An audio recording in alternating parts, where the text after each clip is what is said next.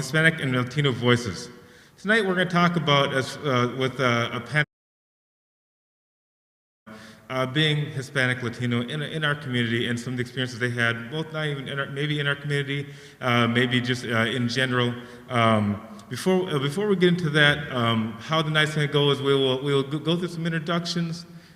We will talk a little bit about some of their experiences. We have some series of questions we're going to speak about, and then, time permitting, we will also get into taking some questions if we have time. So before we get into that part of the segment, a couple things I wanted to share that I think are kind of words of inspiration.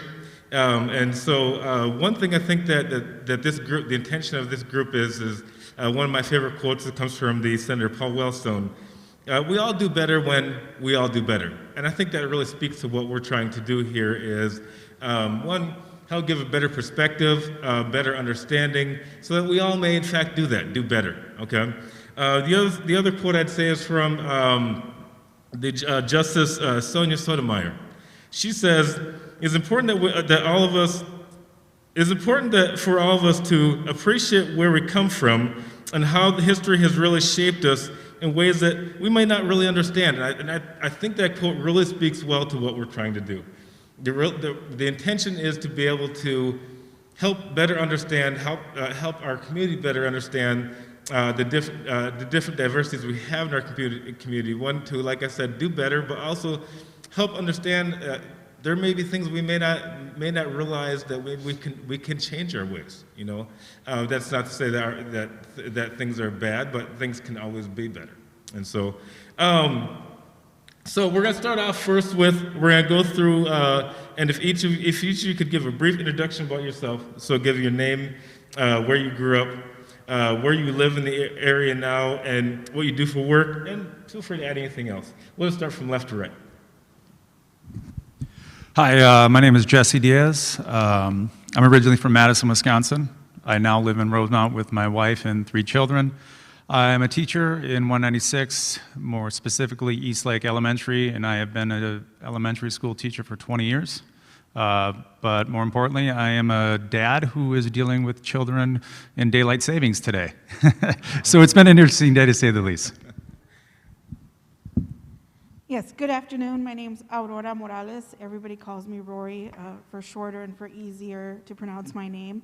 I was born in Texas. I moved to Minnesota in 2005, and I've been a resident in Rosemount for about 4 years now. I am in the rental housing industry. I've been in property management since 2012, and I've been pretty much all over the metro, including Rochester, with my line of work. And like Jesse said, today too has been pretty interesting with springing forward today. But I'm glad to be here. Hi, my name is Raul Rodriguez. I grew up in Mexico. I came to the United States when I was 16 years old. I first came to California, and after that, me and my lovely wife, used to be my girlfriend at the time, we moved to Minnesota with the family, and I've been resident of Rosemount for almost 14 years. It's where my kids grow up, and I'm very happy. I do as a pastor in a church in Eagan, Minnesota. I used to be one of the pastors here at Rosemount, Lighthouse Christian Church. Thank you. And before I forget, thank you for taking time tonight. Happy that you're all here. Mm-hmm. So we're going to go into, as a child, do you recall a time when you first became aware of your race? Was it negative? Was it neutral? Was it positive? Again, we'll just go left to right. So I'm always going to be first to go. Interesting. When you first became aware of race, I think for me as a child, I come from a father who is Hispanic and a mother who is white, and I was blessed to have 2 sides of the family to learn from, but I definitely knew that there was differences in each side.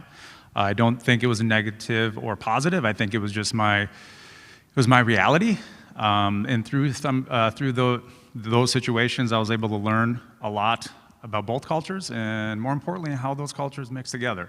And it was interesting because it was new, and from kids where I grew up, I was probably one of the only people of ethnic background and race that had that conversation. Everybody else was white.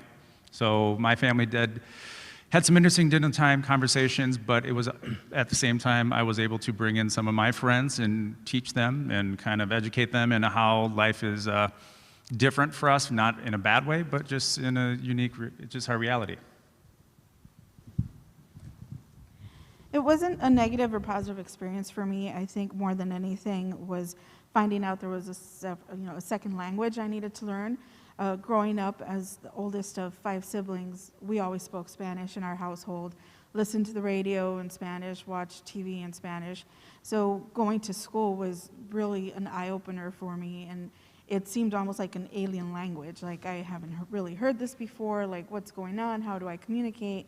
So my first few years of school were a little bit of a struggle, to where I had to go to summer school to learn English and to be able to communicate.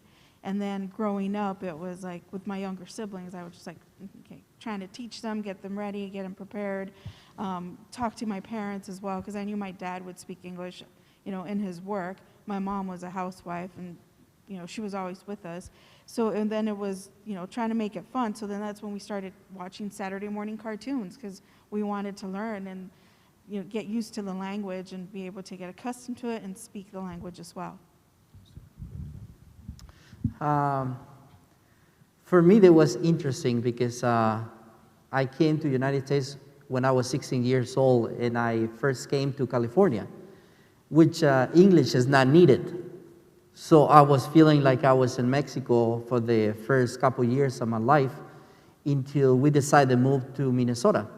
Is when you realize, then now you need to speak English. Is when you realize now is real. Now you have to do something different. You have to learn the language. Mm-hmm. And don't have my parents when I came to United States, because I came with my brother, it was kind of difficult. Mm-hmm. It was kind of hard because now you have to work, and at the same time you have to go to school to learn. And it was kind of challenging. And it's when you realize everybody have to face the same thing as I'm facing. Mm-hmm. And it's when you realize you have very little friends that go into that emotion or that feeling of have to learn another language, which is really difficult because at the beginning you have to start watching cartoons, so you have to watch movies that you don't understand at all, but you have to try and push yourself. Mm-hmm. And the good experience that I found is because some of my friends, they were pushing me to learn and to lose that fear of speaking, because that was more the challenge for me. That was the speaking, because my language, because my accent is kind of hard. So, but it was positive. So, Could I interject a second level to that? So we spoke a lot about as far as the language. And I'll give an example myself. I grew up in a predominantly white society, did you find any challenges as far as just the fitting in factor? And the example I give is this: being a black male, a lot of people didn't understand the curliness of my hair, or just the fact of, quite frankly, he doesn't look like us. Did you find any challenges with that at all? No, not really. Yeah, I think I did. Like I said, where I grew up, I was different because I was one of the only Hispanic kids in the school, mm-hmm. and my last name was Diaz, and that was unique, and that was. But I think at the same time, the uniqueness, I went into it with my parents' guidance, saying you will fit in as fast as you can and as positive as you can to the school experience, because that is how you are going to get where you need to go in life. Yeah. And so I got really, really good at being a really good student. Yeah. To be honest with you, and I was athletic, and I worked hard, and I think I had to in turn work, like you two were saying, you have to work harder in some aspects, in different degrees, to get to where you're going. But at the same time, I think I had to move past that for myself. Sure. Like I could always look at myself as different, Yeah, yeah. But I yeah. just finally decided that I am part of this larger community, and I am a valued member because they opened their arms to me, and I'm going to do the same to them, and we're going to learn from each other, and I think that helped me have a positive outlook on my childhood. Yeah, I only ask that because I always find that, in trying to also learn a language or just learn, and also the social balance that comes along with it is sometimes a struggle as well. So, please share a story, short story or two that represents your experience living in Rosemount area as a person of color. We'll go from right to left this time. Hey, my experience. Well, at the beginning, I feel really like I was in Mexico. Because when I moved to Rosemount, the city wasn't that big. There used to be a lot of cornfields, a lot of calm and peace, So when we moved to Rosemount, there was, even I was sharing I remember the hair place here in Highway 3. I remember there used to be people that come and tie their horses to get the haircut. So you feel pretty much like not missing a lot. So, and that make you feel good at the same time, but at the same time it's kind of difficult because you want to go to these places, but you don't speak the language as good as every other person. Mm-hmm. And you're trying to say one thing and they understand another one. So then you face the challenge that have to go back to the cities where there's a Hispanic community to get the service that you need. Sure. Because the embarrassing or, the barrier. So that's one of the things that I experience. Okay, good. I think for us has been more of, and we haven't received any negativity since we've been in Rosemount. We love the community, we love the area. We really haven't, been faced with any racism or anything. It's just the fact sometimes we go to a restaurant or an event and we're the only Hispanic family in the area. Or like my youngest in her soccer team, she's been the only Hispanic player in the soccer team. So it's just knowing that we stand out, like we're different and everybody knows we're different, but we get treated very well. So I'm thankful for that. And living in Rosemount has been very different compared to other cities or areas. Sure. As I mentioned earlier, I'm born and raised in Madison, which is only a town in Wisconsin, It's about 200,000 people, but it has a Big Ten university and it's very progressive in its thought. So race was everything, it was everything and nothing. It was there, but it wasn't ever taken in a negative aspect. It just was the community and you lived in. Moving to Rosemount 5 years now. I've been here. I moved here for a reason. My college roommate, who's the middle school principal here, Eric Hansen, said this is a great small town with forward thinking. He convinced us to move. My wife is a professor at Augsburg, so it was a good fit for us. And since we have, like I mentioned, 3 kids, one of which is a middle schooler, she feels connected to her school, she feels connected to her community, and in turn, being her father, that helps me feel connected. The neighborhood I live in is it's open, it's honest. I have people who genuinely care about our well-being, and I think that is a blessing. So if somebody were to ask me to move, it would take a lot, because I really enjoy the community in itself. Yeah.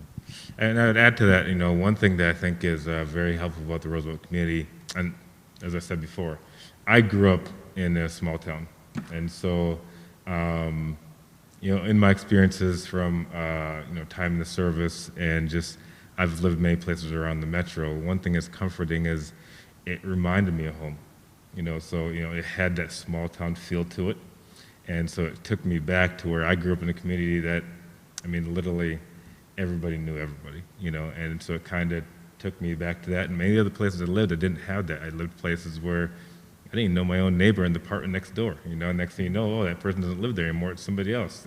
Didn't even know that.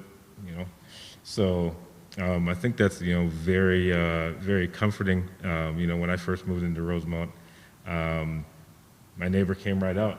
Oh, hey, you moving in? Yeah. We probably talked about a half hour. And those are welcoming feelings. Especially when change is always a struggle. So you don't know, let's just say a struggle, it's sometimes scary. You don't know what you're going to be walking into, So Okay, in your own words, what is a microaggression, and how does it differ, if it does indeed differ, from blatant racism? We're going to start over on the far side. Well, I believe, one of the little things, I don't think it's racism, but I believe it's a little microaggression. Because I remember back in the days when we moved to Rosemount, the same thing, my son, once I joined the soccer team. And being the only Hispanic, it was really hard for him to get a place or a spot in the team, in the roster. Yeah. They kind of like, you have to play better or practice more than any other kid. Okay. And when you go to see the game and see they don't take your kid because he wants to do it, but after we sat down with the coach and we talk about it, then we resolve the issue, because Ita, my son, doesn't speak English. And that's why he wasn't taking it as given the same opportunities as the other kids. So it's just, I don't think it's racism, but it's a little microaggression, I believe, because it's the language barrier. Mm-hmm. Or sometimes people think because I look like it's real Hispanic or Latino, I don't speak the language, and they don't talk to us.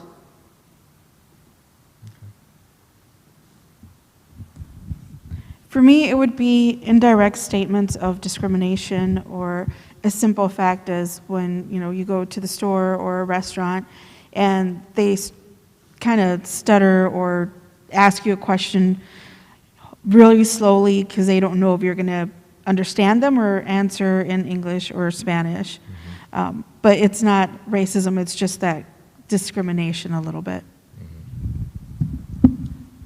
Microaggression is forever going to be tied to the word and term racism. It depends on the experiences in which you have gone through. For example, a microaggression that I've experienced is, more often than not, I'm told, "You're so well-spoken." And for a long time, I took that as a compliment, because I work hard to try to project myself in a confident and positive manner.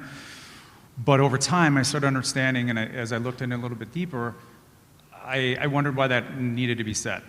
Mm. And so I now take that microaggression and I use it as a positive, and when I do get, for example, I'll stay on topic, "You're so well-spoken," I'll follow up by, "Why did you feel the need to say that?"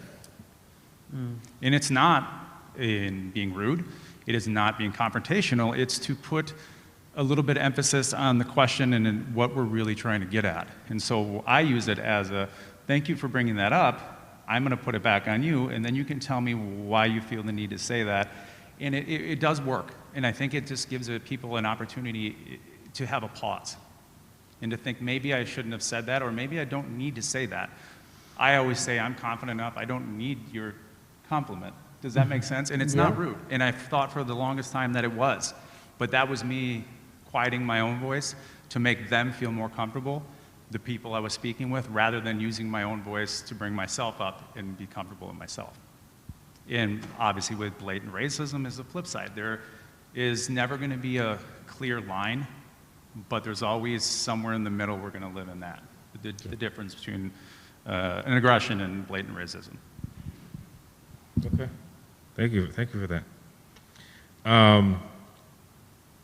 Many parts of the Midwest are increasingly diverse, but the Rosemount area remains largely a homogeneous community. Most people who live here walk into stores and restaurants, and where most people look a lot like them. Many are almost always living in a racial comfort zone. What is that like for you? We'll start to the left this time. When I enter a place of business or even another neighborhood or whatever, I think the people I see, like you said, are pretty homogeneous, largely white. And where I am largely, it seems like white picket fence for, 4 people in the family, 2 kids and a dog, and it just is perfect little community. But that being said, I think since I've been here, the more I experience, Rosemount is changing. It's changing in the schools and that I teach in. It's changing in the events that I like this one that you attend, and I think it's for a positive. The archaic thinking that if we stay the same way it's always been, it's better is definitely dying off. I think and I use this term with as much respect as I can, the older Rosemount mentality, like any old town that's been this way for so long, is being forced to change and come in the next century because the people are changing, and I think that's where the power lies with the people. So with more education and more conversation and more learning and more experiences, we're just kind of opening ourselves up like any other small town in Minnesota in the Midwest, I think, does. But I do say Rosemount does a pretty good job. For us too, Rosemount has been very welcoming. It still has that old-time small town feeling. So it's very, open-minded. It's very family-orientated. It's very, the neighbors, when we first moved in, the neighbor right next door came out, was like, hey, welcome, and hugged my husband, and I was like, so glad you're here. And it was like, oh, and you guys have kids, great, because we don't have that many kids in the neighborhood anymore. But, everybody still walks around. They're on their bikes, with their dogs, with the kids. I mean, it's a great place to be, and we really don't have anything negative to say. No, I believe so. One of the things that I've been enjoying, or what it's like for me, it's, the atmosphere. Because I remember when I first moved, one of the things, they asked me this question. They asked me about what brought you to Rosemount? What it makes you to choose Rosemount to live? And I remember I say, first of all, the school district, the quality and the education my son was going to be experienced. That was one. And then he asked me, like, yeah, but do you feel like, are you going to be comfortable here? I said, well, if I found more people like you, they come and approach me and talk to me, it'll make me feel welcome. Of course I'm going to feel welcome. And it's been great. And my experience of why I moved is a little bit different than your guys'. See, I needed to stop driving my kids to the school and they could walk down the road. But anyway, no. But yes, I think that when you look at the city of Rosemount, I mean, the city continues to expand. It continues to build more and more. I don't know if many remember here east of town, that was just field, and look at now. I mean, even if you look at a few years ago, you saw the houses off to the back versus now you see, it's coming a lot closer. And with that, I mean, that's more people coming to Rosemount, many different types of people, so I agree with what you're saying.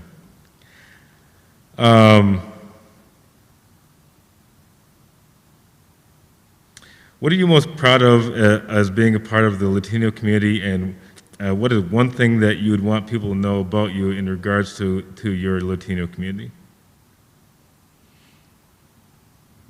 We'll start on the far side and work our way. Okay. Well, food. I'm proud of our food. Authentic food, because it's one of the things that kind of like, especially being here in Rosemount, and I was a part of an Anglo church. I served under the church for 7 years, and they always come and ask you, what do you think about this restaurant? What do you think about that restaurant? Talking about Spanish restaurants. Do you think it's authentic? Do you think that's their real food? And then you have to go try it to get a good answer, So that's one of the parts. Good to be Latino, because you know what is the real, authentic food, But the other, one thing that we want people to know about the Latino culture, wow, that's tough. We come to, I say now, to Rosemount because we want a better quality of life for our children. We want equal opportunities for for our new generations too.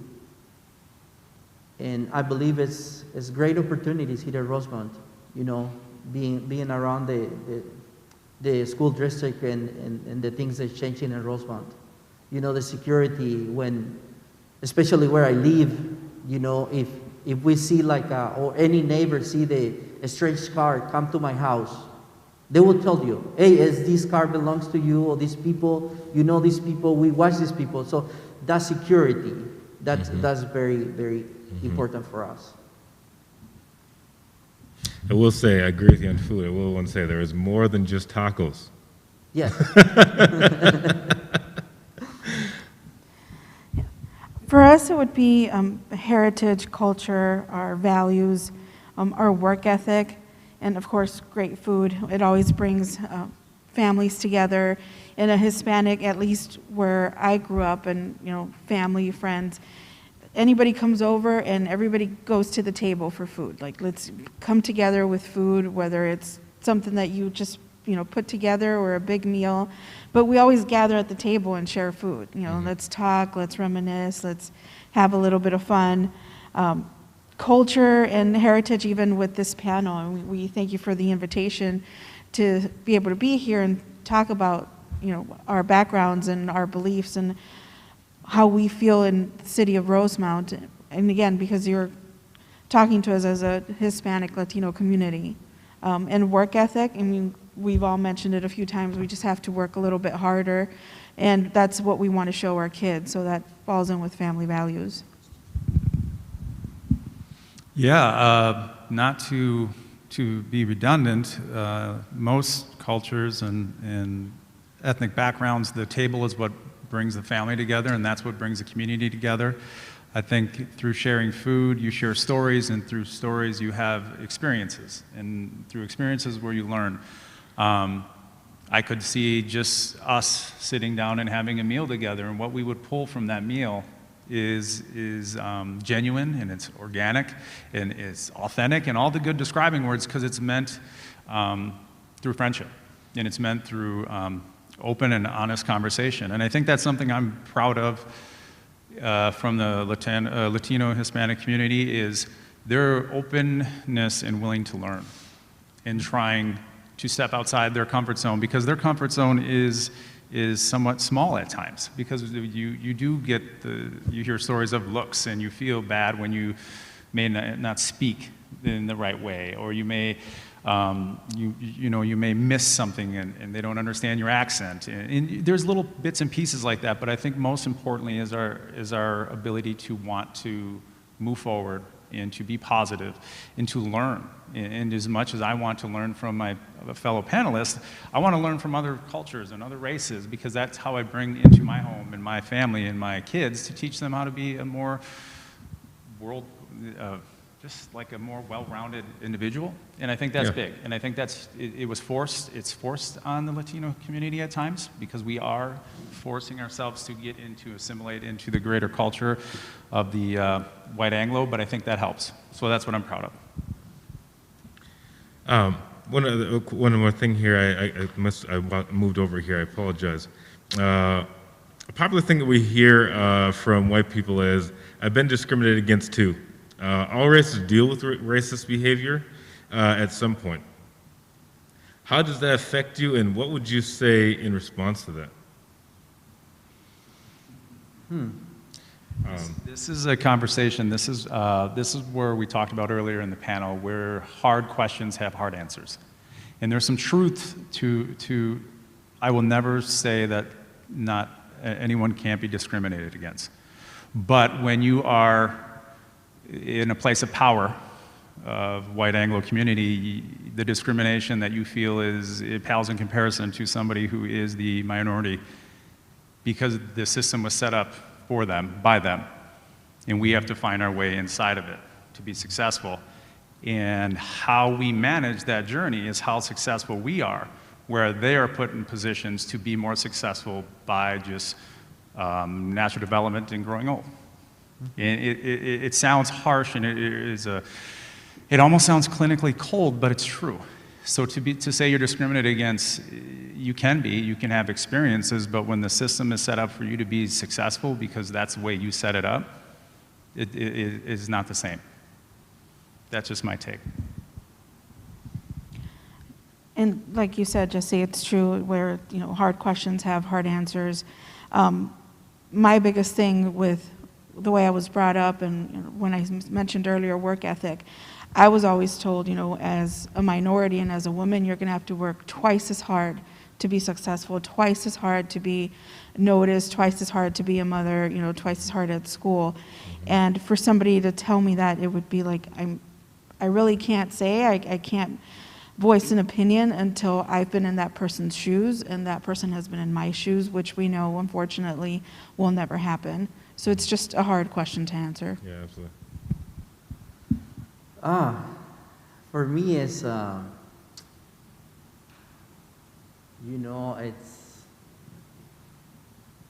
it's kind of hard, but it's true, because living in a community as Rosemount, as a middle class or not as the suburbs where most of the Hispanic community lives, and you get pulled over from a cop. The questions they ask you, being like, especially like, what do you do for work? And it's kind of like hard because it's like, what has to do with my work? What that has to do with if I break the law and I got pulled over and I get a speed ticket, I should have just get a speed ticket, not ask me about what I do for work. Mm-hmm. Or where do you live? It's clear in my driver's license that I live in Rosemount. But then they ask us like, where do you live? Those questions is kind of like those hard ones. It's like that we have to deal with that. And we have to navigate through that. Absolutely, absolutely. So that's good. That takes us through our pre-selected questions. I do have some questions that have come in. And so the first one I'm going to get to, it kind of comes back to that learning conversation that you were just speaking of a little bit. So there are different terms we hear: Latino, Hispanic, Mexican, Latinx. How do you know what term to use? And I'll leave that open to who wants to answer that first. I think what we were talking about earlier just depends on the region you're from, how you were raised, what part of, Mexico, what part of area you grew up in, whether it was Puerto Rico, Mexico, Durango. I mean, it's different. It varies. Mm-hmm. I myself was brought up as a Hispanic, sometimes Latino, or the majority of the time we would just say, yes, I'm Mexican. And I'll piggyback on that a little bit because I've heard this question as well. Sometimes, correct me if I'm wrong. I mean, is it sometimes where people kind of find it offensive saying one versus the other? For example, I've heard someone say, "I'm not Hispanic, I'm Mexican." So can you kind of elaborate a little bit on that? So for us, it's not offensive at all. I mean, Mm-hmm. we've been called Latinos, Latinas, Hispanic, Mexican. We know what part of area we're from, and it was just the way we were raised. Like, yep, that's your race, and not everybody knows our culture. Not everybody has been educated to know the right terms. Just know that you fall under those different, titles, apparently. Mm-hmm. But no, as far as my family, the area that I'm from, we've never taken offense to anything. We've responded to it. Unless, of course, you use a derogatory, word or phrase, that's different. Mm-hmm. Yep. What do you think is a good approach? Because I'm always about how we can learn. I'm always about how to take the negative to the positive. What do you think is a way to help people better understand, or even when the person that maybe finds that, because some people don't prefer to be called, Hispanic, prefer Mexican, or prefer Latino, or whatever. How do you feel people can better approach that? Yeah, when I say that, I guess my question is more of like, sometimes people are bitter about it. How can it better be brought across, I guess is my question. I believe being honest, inviting the person to have a coffee or sit down and speak to them, because if because everybody feel the trust, or the trueness when they're asking you for something. If we can feel when we feel like we've been like, you get an harassment or, about your background. But if you truly want to know who they are, we're not afraid to say, yeah, we're from Mexico, I'm from El Salvador, or from Honduras, from any part of the city. We're not afraid to say it because that's where we're born. Sure. But being honest and true, say, hey, I want to know you more. I want to know who you are. I want to know what your background.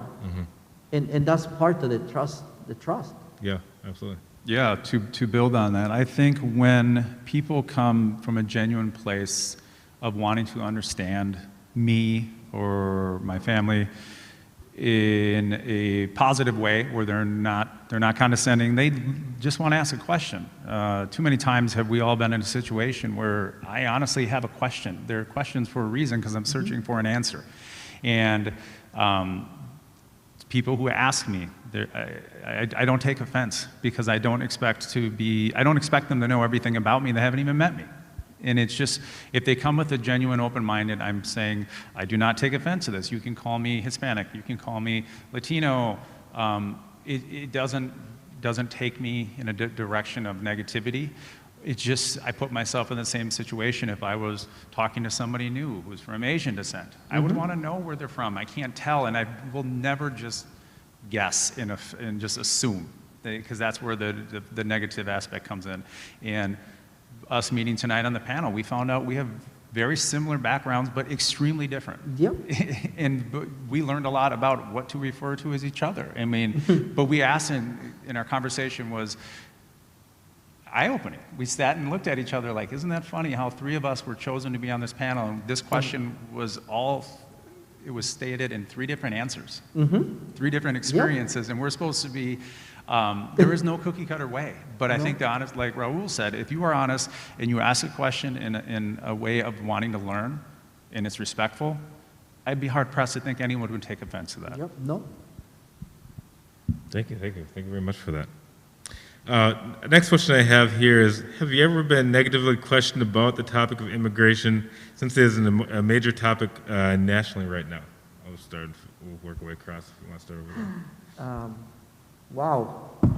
It's a very difficult subject, okay, because even in the Hispanic community, there's division right now about them. Yeah. Because I'm gonna quick say something. I'm not gonna expand a lot, but it's just, it is families that live here in the United States for so many years. And it's really difficult for them to find, legal status. And it's still in the dark. And of course, it hurts what is happening in the border. It is difficult. But it's like, what can we do to help? What can we do to help that situation? The only thing I've been finding out is pray to God about them and ask God for wisdom to our government and resolve it the best as possible. It is a difficult topic. More than anything, I know it's very out there right now. It's in social media. It's something that's being talked about. But in reality, it's something that's been happening ever since I can remember, for decades, for generations, that there's always been an issue with trying to have somebody, would change their immigration status or come to the U.S. And it's also difficult because I still have family, in Mexico. And my parents are still in my hometown, that's a border town, and they still have to cross on a daily basis to go see their family. So it's always going to be a touchy subject. But again, it's something that's been happening for many, many years, and it hasn't changed.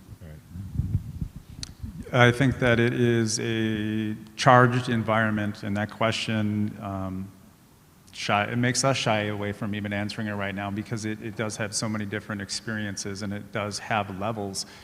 In some levels, me being in Rosemount, both my parents being born in Wisconsin, it doesn't directly affect my daily life. I read about it. I'm associated with it through my culture, but I don't have family that live in Mexico right now, and I didn't grow up by a border town.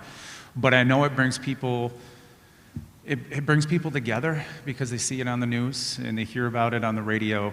And during these times of social media and younger generations are learning about all of these things that are happening. And there are a lot of negativities connected to immigration right now, and I think it sounds kind of easy to say it this way, but I think it's an easy out.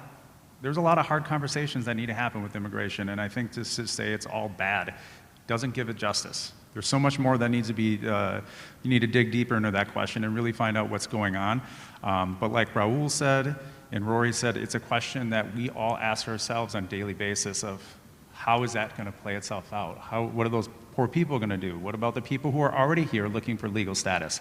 How does that affect their day? If they've been here for 30 years and they don't have legal papers, somebody came in a day ago and they're finding that they can, it's dissent amongst one community. So it is a very hot topic, and I'm glad that it is, because it does need to be discussed, because we can't move forward without discussion. But I fear that it might go, it's going to be pretty hot for a while. Safe assumption. Okay. So tonight we talked a lot about, as far as just the view from a Hispanic Latino perspective, as far as how things affect the Rosemount community, and how things affect people personally. And one thing if there's anything I think is a good takeaway from this is that the constant communication was exactly that: communication, dialogue, having conversations. I guess what I would say is less assumptions and more openness as far as to be able to have those conversations, help understand, less assuming. So I think that's the biggest thing that we can take away from all this is that as we talked about the name itself, One Rosemount, we all are pieces of the puzzle in that create that picture of the city of Rosemount, and so I think it's important to get to know the other people around us to be able to help understand, and with that we become better, we become stronger. So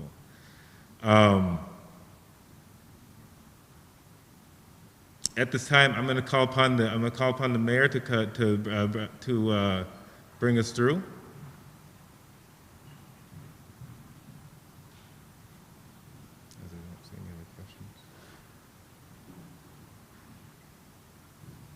Mr. Mayor, how are you, sir?